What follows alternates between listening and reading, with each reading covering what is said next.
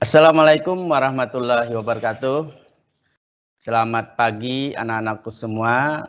Ya, alhamdulillah, semoga di pagi hari ini kita semua tetap dalam keadaan sehat walafiat, dipanjangkan umur, serta selalu dalam lindungan Allah Subhanahu wa taala. Amin amin ya rabbal alamin. Sebelum kita memulai pelajaran, marilah terlebih dahulu kita berdoa bersama-sama. Wa ila hadratin Nabi sallallahu alaihi wasallam. Al-Fatihah. Doa selesai. Alhamdulillah, pada pertemuan kali ini, yaitu pertemuan yang keempat, kita akan membahas tentang perilaku terpuji dengan tema mengasah pribadi yang unggul dengan jujur, santun, dan malu. Pada pertemuan sebelumnya, yaitu pada pertemuan yang ketiga kemarin, kita sudah membahas tentang ibadah, yaitu tentang zakat. Nah, biar tidak lupa pelajarannya, perlu diingat kembali bahwa zakat itu merupakan rukun Islam yang keempat, di mana macam-macam zakat itu terbagi dua, itu ada zakat fitrah dan zakat mal. Zakat fitrah itu zakat yang wajib dikeluarkan setiap jiwa atau orang mukmin di bulan Ramadan, di mana zakat yang harus dikeluarkan sebanyak 1 sa atau 3,1 liter atau 2,5 kilogram. Sedangkan zakat mal yaitu zakat yang wajib kita keluarkan atau harta benda yang kita miliki. Di mana zakat harta yang wajib kita zakati, itu yang pertama adalah emas dan perak. Apabila sudah cukup nisabnya, untuk emas 93,6 gram atau pendapat lain 85 gram, zakatnya atau kadar zakat yang dikeluarkan sebanyak 2,5%. Sedangkan perak yaitu kadarnya sebanyak 624 gram. Yang dikeluarkan sama yaitu 2,5%. Sedangkan harta perniagaan yaitu nisabnya senilai emas yaitu 93,6 gram, sedangkan kadarnya juga sama yaitu 2,5%. Kemudian peternakan, pertanian, dan harta temuan atau rikas. Nah, itu pada pertemuan minggu yang lalu. Nah, jadi hari ini kita kembali membahas tentang perilaku terpuji. Karena sebelumnya juga kita sudah pernah membahas tentang perilaku terpuji, yaitu pada pertemuan yang kedua kemarin, yaitu tentang optimis, ikhtiar, dan tawakal. Nah, hari ini kita akan membahas tentang jujur, santun, dan malu. Di mana tujuan kita mempelajari tentang jujur, santun, dan malu, yaitu agar kita bisa memahami tentang sifat jujur, santun, malu, kemudian kita juga bisa memahami dalil-dalil tentang sifat jujur, santun, dan malu, serta kita bisa memberikan contoh daripada sifat jujur, santun, dan malu, serta manfaat jujur, santun, dan malu, sehingga kita bisa merealisasikannya dalam kehidupan sehari-hari, sehingga memiliki sifat-sifat yang mulia.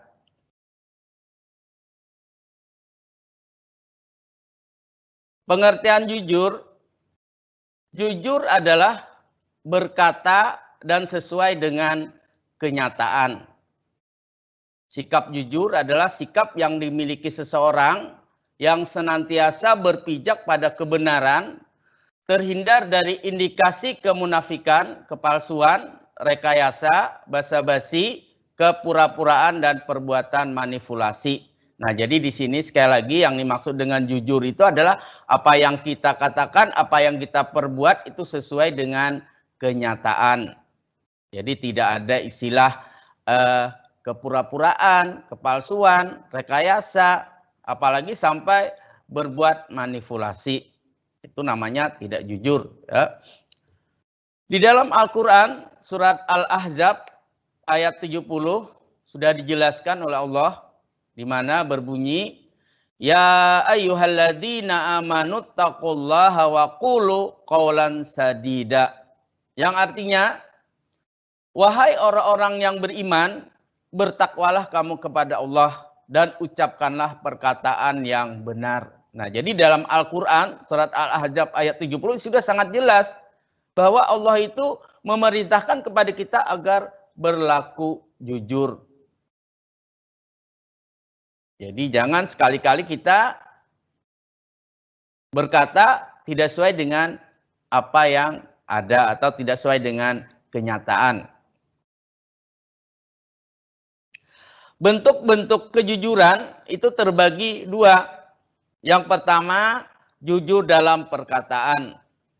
Yang dimaksud dengan jujur dalam perkataan yaitu berbicara sesuai apa yang ada di dalam hati atau diniatkan dan yang telah diperbuat.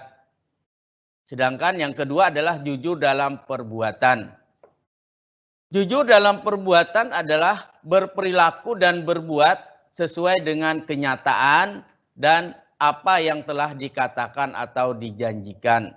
Nah, jadi dari segi bentuk kejujuran itu ada dua, jujur dalam perkataan dan jujur dalam perbuatan. Jadi jujur dalam perkataan tadi apalah apabila kita berbicara, berkata-kata, maka hendaklah sesuai dengan apa yang ada dalam hati atau yang diniatkan atau yang kita perbuat. Sedangkan tadi jujur dalam perbuatan, maka hendaklah kita bertingkah laku, berperilaku atau berbuat sesuai dengan kenyataan atau yang sudah kita janjikan. Ini yang dimaksud dengan jujur. Contoh sifat jujur, misalnya seorang pedagang buah jeruk pada saat menjual barang dagangannya atau jeruk membagi dua tumpukan buah jeruk. Tumpukan buah jeruk dengan harga yang berbeda. Tumpukan buah jeruk yang pertama dengan harga 10.000 per kilo. Sedangkan pada tumpukan buah jeruk yang kedua dengan harga 15.000. Nah, ini contoh ya, contoh sifat jujur. Artinya di sini buah jeruk ini meskipun sama bentuknya, sama besarnya, tapi si penjual atau pedagang dia tetap membagi dua. Kenapa dibagi dua? Karena dia tahu mana yang manis, mana yang kurang manis. Nah, sehingga pembeli tadi bertanya, ya, kenapa harga jeruk ini berbeda harganya? Padahal besarnya sama. Kemudian si penjual menjawab, jeruk yang harganya 15.000 itu rasanya manis. Sedangkan yang harganya 10.000 itu rasanya kurang manis. Nah, ini contoh pedagang yang jujur atau contoh sifat jujur atau orang-orang yang jujur. Jadi mereka tidak mau mencampur antara yang kurang manis dengan yang manis. Karena kadang-kadang kalau kita beli di pasar, itu kita sering tertipu. Nah, karena ada saja dari sekian banyak penjual, itu ada orang-orang diantaranya orang-orang yang tidak jujur. Nah, misalnya dari penjual jeruk, ya dia jadikan satu. Karena kita tidak bisa membedakan. Karena belum tahu rasanya. Sehingga ditumpuk jadi satu. Harganya disamakannya 15.000. Ternyata pada saat kita makan, nah, jeruknya tidak sesuai dengan apa yang disebutkan. Pada saat kita bertanya katanya manis. Ternyata setelah kita makan asam atau kurang manis. Nah, ini salah satu bentuk orang-orang yang tidak jujur. Tapi di sini contoh yang jujur dia langsung bagi dua. Dia kelompokkan mana yang manis, mana yang kurang manis. Yang manis tentu harganya lebih mahal. Yang kurang manis tentu harganya lebih murah. Nah, ini contoh sifat jujur. Kemudian manfaat jujur.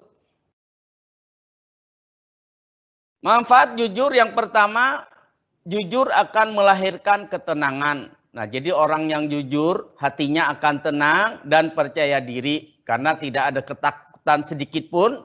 Sebaliknya orang pembohong akan gelisah dan takut kebohongannya terbongkar. Jadi orang pembohong itu tidak pernah tenang karena selalu diliputi oleh rasa takut karena dia merasa bersalah. Tapi orang yang jujur dia tenang, dia percaya diri karena dia sudah melakukan apa yang benar. Yang kedua, orang jujur akan dicintai oleh semua orang. Sudah menjadi tabiat dasar bahwa setiap manusia menyukai kejujuran tanpa memandang suku, agama, dan ras. Orang yang jujur pasti disukai semua manusia. Nah, coba saja kalau sekali-kali kita berbohong, tidak jujur, maka lain kali orang tidak akan percaya lagi. Sehingga kalau orang sudah merasa dihianati, orang-orang akan menjauhi kita. Dan kita bahkan bisa dibenci oleh orang lain. Nah, tapi orang yang jujur, ya, karena orang tersebut sudah tahu, sudah sering bergaul, dia selalu berkata dan berbuat sesuai apa yang dia katakan, apa yang dia lakukan, maka dia akan dicintai oleh semua orang. Yang ketiga diantaranya adalah jujur akan mendatangkan keberkahan dari Allah Subhanahu wa Ta'ala. Nah, jadi setiap rezeki yang didapatkan dengan jujur akan mendapat berkah dari Allah Subhanahu wa Ta'ala. Kemudian implementasi jujur di sekolah, di rumah, dan di masyarakat. Nah, contohnya di lingkungan sekolah, ya, kita bisa melakukannya dengan cara tidak menyontek ketika ujian atau pada saat ulangan. Ini contoh implementasi atau realisasi atau yang harus kita lakukan untuk menerapkan perilaku jujur di sekolah. Maka pada saat ulangan harian, pada saat ujian, kita tidak menyontek atau bertanya kepada teman. Sedangkan kalau di rumah, misalnya pada saat kita keluar rumah, maka kita pulang tepat waktu ketika izin keluar rumah. Nah, jadi jangan nanti izinnya sama orang tua sebentar supaya diberi izin. Karena kalau izinnya lama, pasti orang tua melarang kalau kepergian kita tidak jelas. Sehingga kadang-kadang orang sering berbohong, tidak jujur kepada orang tua. Pak, Bu, misalnya saya izin keluar sebentar aja. Ternyata ditunggu sampai siang tidak datang, berangkatnya pagi, sore tidak datang, bahkan malam tidak datang. Nah, ini contoh orang tidak jujur. Tapi orang yang jujur, kalau dia izinnya hanya sebentar, maka dia juga datangnya cepat. Kalaupun lama, dia bisa memberi alasan yang tepat. Apa tujuannya keluar dan jam berapa kira-kira dia pulang. Nah, sehingga orang tuanya memberi izin dan ternyata benar. Dia keluar rumah, kemudian dia pulang tepat waktu ketika izin keluar rumah tersebut. Nah, sedangkan contoh di lingkungan masyarakat, ya, orang yang jujur di lingkungan masyarakat bisa terlihat, yaitu jujur ketika mengelola keuangan organisasi, seperti misalnya di Karang Taruna atau iuran rutin rukun warga. Nah, ini karena kita di dalam masyarakat itu biasa ada keuangan-keuangan tertentu yang mungkin ada dipegang oleh bendahara atau di pengurusan. Ini terlihat jelas siapa yang jujur dan siapa yang tidak. Nah, jadi ini hendaklah kita terapkan bahwa kita harus selalu jujur, baik di lingkungan sekolah, di dalam rumah tangga, maupun di lingkungan masyarakat. Kemudian yang kedua adalah santun. Santun adalah berkata lemah lembut serta bertingkah laku halus dan baik. Kesantunan seseorang akan terlihat dari ucapan dan tingkah lakunya. Ucapannya lemah lembut, tingkah lakunya halus atau sopan, serta menjaga perasaan orang lain.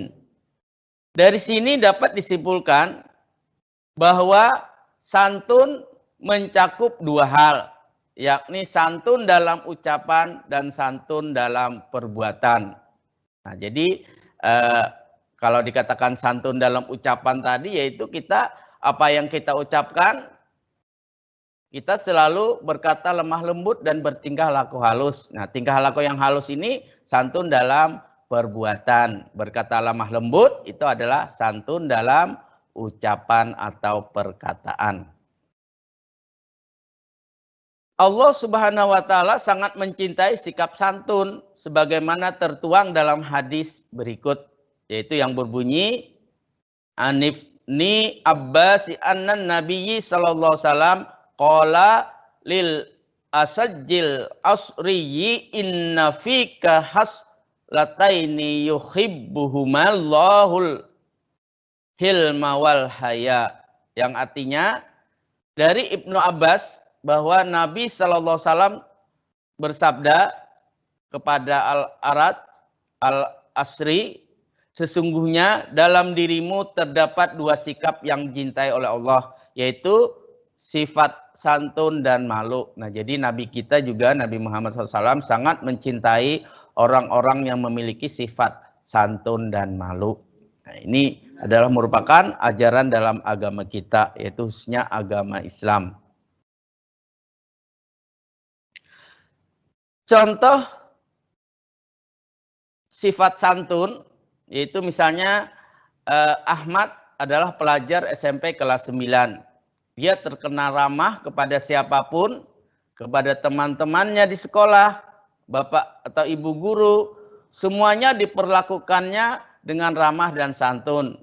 Dia mengamalkan pesan ustadz atau gurunya untuk selalu menerapkan jurus 5S, yaitu senyum, salam, sapa, dan sopan dan santun. Setiap bertemu orang lain, setiap akan berangkat sekolah, dia selalu minta doa kepada orang tua. Berpamitan dengan mencium tangan keduanya. Saat bertemu orang yang lebih tua, dia juga selalu menganggukkan kepala tanda hormat. Kepada bapak dan ibu guru, dia senantiasa hormat dan mencium tangan saat bertemu.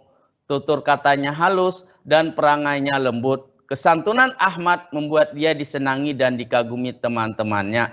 Nah, ini jadi apabila kita memiliki sifat santun, maka bukan hanya teman kita lagi yang sayang, yang senang, tetapi seluruh orang-orang yang berada di sekeliling kita juga akan merasa senang dan merasa sayang. Baik temannya, orang tuanya, maupun bapak ibu gurunya. Nah, ini contoh orang yang santun. Ya, jadi dia selalu tersenyum, dia selalu mengucapkan salam, dia selalu menyapa, sopan dalam perkataan, perbuatan, santun dalam perkataan maupun perbuatan. Bentuk hormat dan sayang anak kepada orang tua diantaranya dengan bertutur kata santun kepada keduanya. Semua nasihat orang tua harus ditaati sepenuh hati karena mereka telah merawat dan mendidik kita sejak kecil, terlebih seorang ibu. Sungguh besar jasa seorang ibu yang tak ternilai, mulai dari mengandung, melahirkan, merawat, dan membesarkan anak-anaknya dengan penuh kasih sayang. Demikian pula dengan ayah yang tidak kalah pentingnya, yaitu beliau telah bekerja keras mencari nafkah demi kelangsungan hidup keluarganya. Ingatlah bahwa kerelaan atau ridha Allah adalah tergantung daripada keredaan daripada kedua orang tua. Oleh karena itu sikap santun harus kita tunjukkan untuk menghormati keduanya. Jadi mengenai sikap sopan dan santun ini harus kita terapkan dalam kehidupan sehari-hari. Karena ini akan membawa ketenangan hidup kita baik dalam berteman, dalam keluarga maupun dalam masyarakat. Banyak manfaat yang bisa diperoleh dari sikap santun. Di antaranya adalah kita mudah diterima oleh orang lain. Sikap santun akan menjadikan seseorang disenangi orang lain sehingga mudah diterima oleh orang lain. Nah, jadi orang yang sikapnya santun, maka dia akan disenangi oleh orang lain dimanapun dia berada. Ya, bukan hanya di dalam rumah, atau di sekolah, tapi di masyarakat juga, ya. Kemudian menunjang kesuksesan. Jadi orang yang memiliki sikap santun, itu apa-apa yang dicita-citakan, apa-apa yang dikerjakannya, itu lebih mudah terkabul, lebih mudah tercapai apa yang dicita-citakan. Karena orang yang memiliki sikap santun itu menunjang daripada kesuksesan, keberhasilan. Ya, banyak pengusaha sukses ditunjang oleh sikap santun yang ditunjukkannya. Pembeli, pelanggan, karyawan, dan rekan sejawat akan senang bergaul dengannya. Relasinya bertambah banyak sehingga akan menambah kesuksesannya.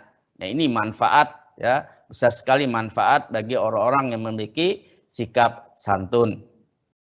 Yang ketiga, di antara manfaat yang bisa kita peroleh dari sikap santun adalah dicintai Allah dan Rasul-Nya. Allah Subhanahu wa Ta'ala sangat mencintai hambanya yang memiliki sikap santun, dan Rasulullah SAW juga demikian. Bahkan beliau juga memiliki sikap lemah lembut dan santun yang luar biasa. Yang ketiga adalah malu. Nah, jadi tadi kita sudah membahas tentang perilaku terpuji, yaitu dengan jujur, santun, dan yang terakhir adalah malu. Malu adalah menahan diri dari perbuatan jelek, kotor, tercela, dan hina.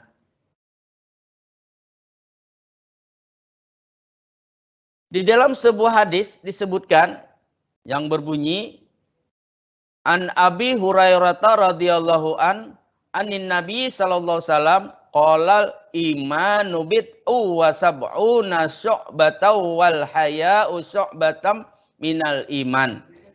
Yang artinya dari Abi Hurairah radhiyallahu dari Nabi sallallahu alaihi wasallam, beliau bersabda, iman adalah pokoknya, cabangnya ada 70 lebih, dan malu termasuk cabang daripada iman. Nah, jadi dari hadis ini sudah sangat jelas bahwa malu itu adalah cabang atau bagian daripada iman. Dengan demikian sudah bisa kita pahami, sudah sangat jelas bahwa orang yang tidak memiliki rasa malu berarti keimanannya tidak sempurna.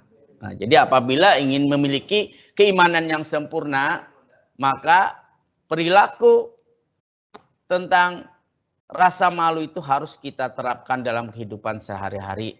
Malu yang bagaimana? Tentunya malu berbuat hal-hal yang bisa menyakitkan orang lain.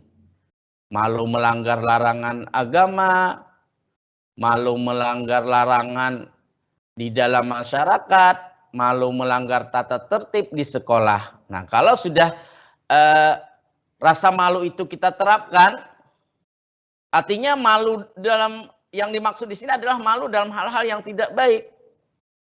Ya, malu melanggar larangan-larangan atau aturan-aturan. Tetapi untuk melakukan hal yang baik, kita tidak perlu malu. Ya. Jadi berani karena benar, takut karena salah. Nah, artinya kalau salah ya perlu kita hindari. Kita harus timbulkan rasa takut apabila melakukan hal-hal yang tidak baik. Takutnya bukan hanya kepada manusia, tapi kepada Allah. Ya, karena Allah Maha mengetahui, Maha segala-galanya.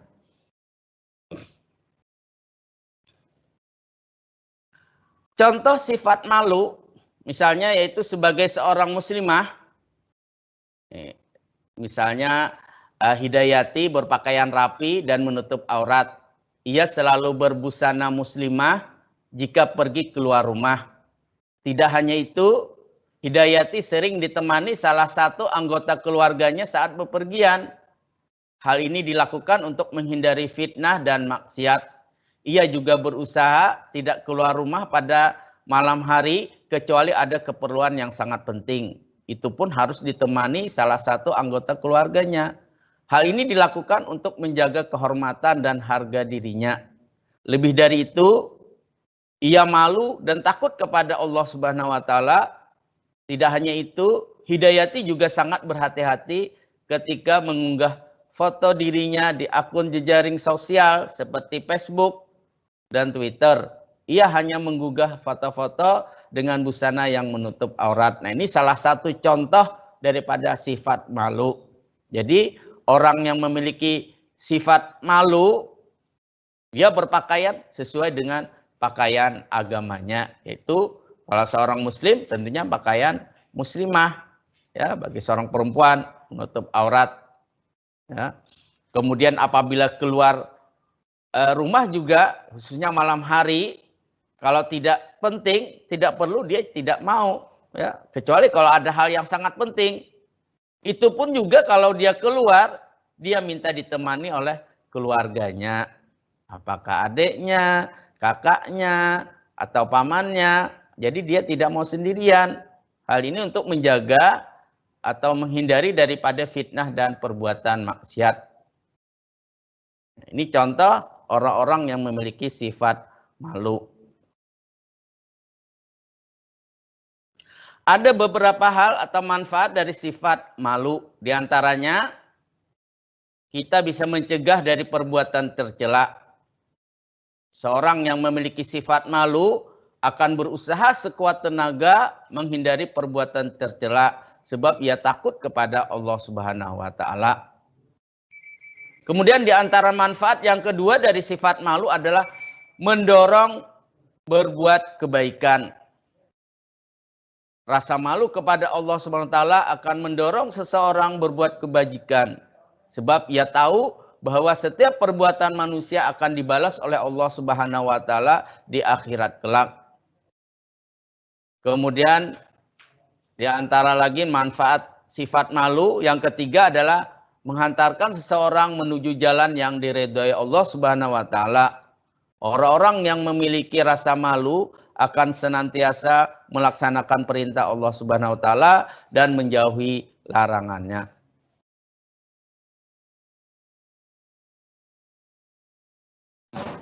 Dari apa yang sudah kita jelaskan tadi, yaitu tentang jujur, santun, dan malu, apabila ketiga-tiganya itu sudah kita terapkan, kita miliki dalam diri kita, maka terciptalah yang namanya sikap mulia. Di mana sikap mulia tersebut, ya, dia telah memiliki kepedulian kepada sesama.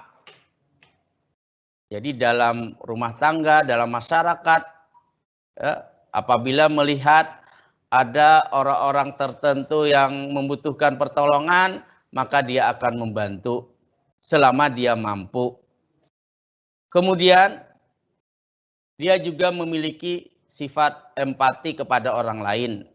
Empati artinya yaitu dia bisa merasakan apa yang dirasakan orang lain. Orang lain merasakan dan berduka, dia juga ikut berduka sehingga dia berusaha untuk menghiburnya. Apabila orang lain bahagia, senang, dia juga ikut merasakan kebahagiaan. Dia juga ikut merasakan kesenangan. Kemudian sikap mulia yang dia miliki, yaitu memiliki rasa syukur kepada Allah Subhanahu wa taala atas semua karunia. Jadi orang yang memiliki sifat jujur, kemudian santun dan malu, maka dia akan selalu bersyukur kepada Allah atas semua apa yang sudah dia miliki, apa yang sudah dikaruniakan oleh Allah kepadanya. Yang terakhir, sikap yang dia miliki apabila dia berperilaku jujur, santun dan malu, maka dia akan selalu taat kepada Allah dan Rasul-Nya. Nah, demikian mungkin ini yang bisa Bapak sampaikan hari ini. Dan Bapak mohon sekali lagi apa yang sudah Bapak sampaikan bisa kita praktekkan, bisa kita realisasikan dalam kehidupan sehari-hari. Nah, sebelum Bapak tutup mungkin nanti kalau ada yang tidak jelas, ya karena ini waktunya juga sudah habis, ya sudah tinggal mungkin masih ada 1 menit, ya tapi kayaknya kalau ada yang bertanya atau ada hal lain yang masih belum jelas, nanti bisa ditanyakan, baik langsung di chat, di grup, ataupun langsung di japri Bapak sendiri, nanti akan kita jelaskan kembali.